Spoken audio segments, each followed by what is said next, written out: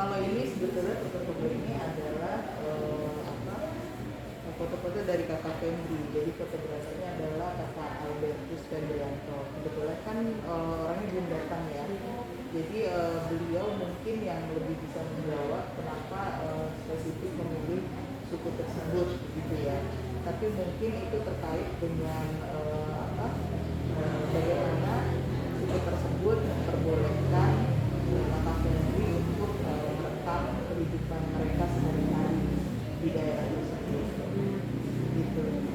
Buat adik-adik memahami cerita tentang ini ada tulisan begini, jadi silakan membaca tulisannya. Jadi ini semacam layar untuk memahami cerita ini sebetulnya cerita tentang apa. Terus di sini ada namanya caption ini kemudian menerangkan masing-masing gambar. Jadi misalnya kan kalau melihat gambar saja kita tidak tahu siapa ini orang. Nah di sini ada keterangannya bahwa bapak ini bernama Boy yang dia sedang mencari di kawasan Teli. Jadi bapak Boy ini berkisah bahwa menurut pengalamannya dia ikan-ikan yang sekarang yang sudah terkena limbah tailing itu sekarang lebih kurus daripada dulu. Ya dulu dia sudah pernah mencari juga begitu kira-kira. Jadi setiap gambar ada keterangan di bawahnya tentang gambar gitu kan. Jadi nanti sebentar kita akan jadi untuk lihat gambar-gambarnya. Oke. Terima kasih. Ya. Saya Febri, saya fotografer lepas. Nah, setahun ini tinggal di Papua. Sejauh ini tinggal di Papua. Ya. Oke, Kakak Fitri, dari gambar-gambar yang tadi sudah saya lihat dan saya baca juga, ini penggunaannya dari kamera begitu ya? Ini memang tentang suku Kamoro. Jadi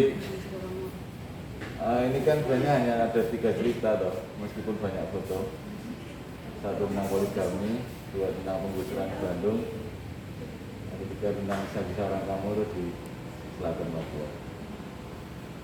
Dari kisah-kisahnya juga, saya rasa itu kisah-kisahnya besar sekali gitu, tapi ya kakak bisa ambil ya gitu. Ada kendala-kendala gitu ya kakak? Kendala pasti ada ya. Di Papua kan kita semua tahu, fotografi itu kan kamera lah. Itu kan apa ya, bukan hal yang mudah untuk sehari-hari ya. Ada soal trauma gitu kan, misalnya kita datang saja ke kampung gitu, ke masyarakat, ada selalu kecurigaan yang muncul. Ya selain soal pengalaman politik, yang kedua kan soal seringkali orang membawa kamera itu lebih cenderung mengambil manfaatnya sendiri dengan alasan bikin proposal kah apa, tapi kemudian kemanfaatannya tidak pernah sampai ke kampung lagi, tidak pernah sampai ke orang-orang yang dimintai keterangan, dimintai cerita, diambil gambarnya. Ya itu di hampir di semua tempat di Papua, mau pegunungan mau pesisir.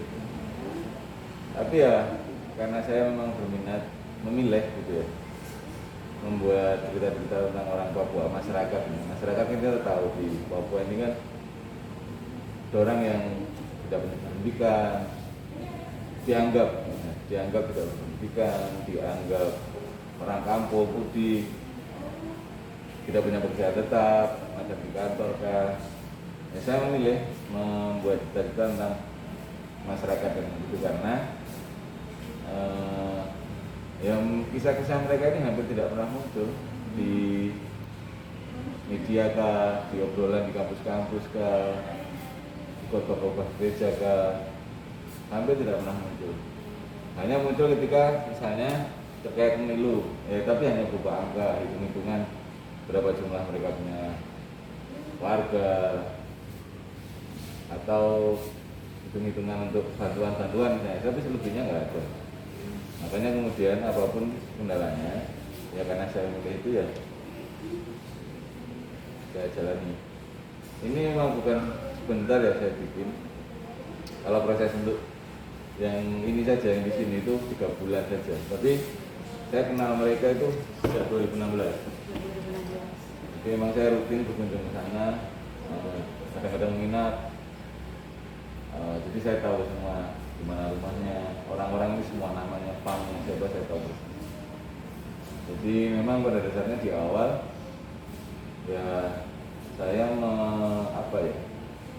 kamera itu saya bawa belakang.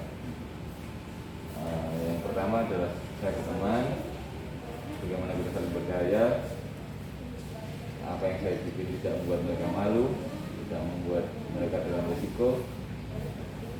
Itu juga saya tidak janjikan apapun, saya tidak kasih uang juga.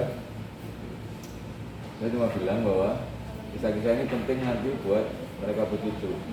Cucunya bercucu. Jadi ini tentang bagaimana pengalaman mereka ini bisa menjadi pelajaran, menjadi pengetahuan, supaya nanti ini mereka bercucu ke anak, anaknya anak lagi itu bisa belajar dari situ. Itu saja. Kalau saya macam bawa pinang, itu kan wajar kita di mana-mana kan. Tapi untuk beli uang, imbalan, janji-janji tidak ada. Berarti kalau pergi dengan hati yang tulus, ini balik.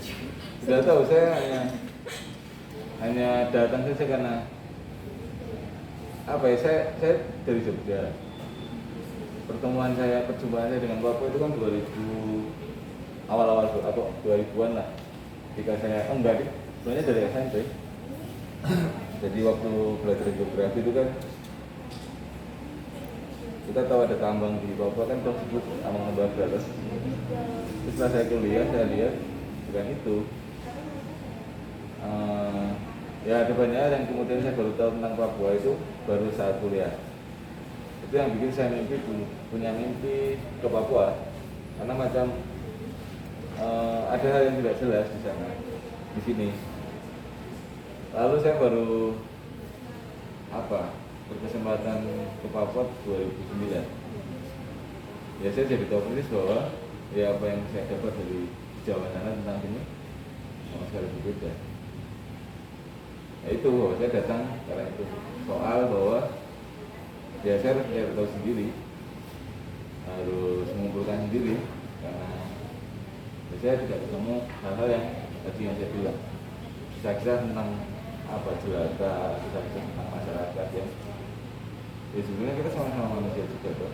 Kita punya hak yang sama, kita setara sebagai makhluk hidup gitu kan. Kalau belajar dengan orang lain bahwa ya makhluk hidup semua setara, mau burung kah, mau pohon kah, mau sagu kah, mau kasuari kah, kita setara. Hanya kita hidupnya saling bantu gitu, saling bergantian membutuhkan. Tapi satu saat ketika kita mati, kita punya inilah tubuh yang kemudian bisa membusuk dan menjadi unsur hara, menjadi pupuk, ya harus rela dimanfaatkan oleh yang lain, tumbuhan ke apa. Itu saya belajar dari orang lain. Ya sudah, saya datang di situ dan saya ingin tahu karena saya perlu tahu juga. Itu yang bisa datang. Gitu. Bapak Ibu bisa jelaskan sama gambar saja. Ya, ini misalnya soal Lia itu yang dia sedang bawa anak tuh. Oh iya. Soalnya itu sama dengan kisahnya Anton, sama dengan kisah tangan itu. Jadi ini saya mau cerita tentang kesehatan. Ya ini kan kita tahu demikianlah orang pendatang itu disebut tukadora. Yang ya kita tahu lah tambang nomor 2 di dunia lah. Tapi mereka punya hidup, ini yang tuan-tuan tanah ini ya, tanahnya dipakai sebagai bagian dari kawasan operasi tambang. Ya gini, itu Lia, dia buat anak, melahirkan 5, hidup 3 dengan satu kondisi ya seperti itu. Jadi bagaimana ini? Meskipun perusahaan membangun rumah sakit juga, tapi akses mereka terhadap kesehatan misalnya macam Lia, Anton, terus si Gary itu dia masih sulit. Jadi dia potong tangan itu kan negara juga, tapi dia pilih dia mau mati atau ke rumah sakit tapi mati, atau dia potong tangan tapi hidup. Karena kalau jalan ke rumah sakit,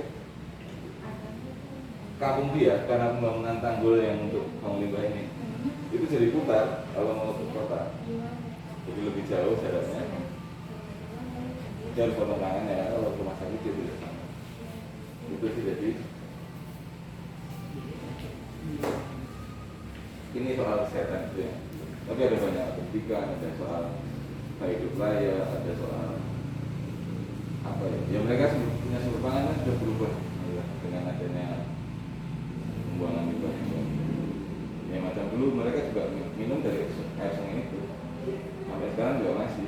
Jadi meskipun ya jelas apa air ini tidak baik karena ada satu fondasi yang tidak dipasang karena terlalu besar. Kita bawa dari Jakarta ke terlalu besar, ukurannya 3x2, itu kasih lihat bahwa mangrove, mangi-mangi itu perlahan mati karena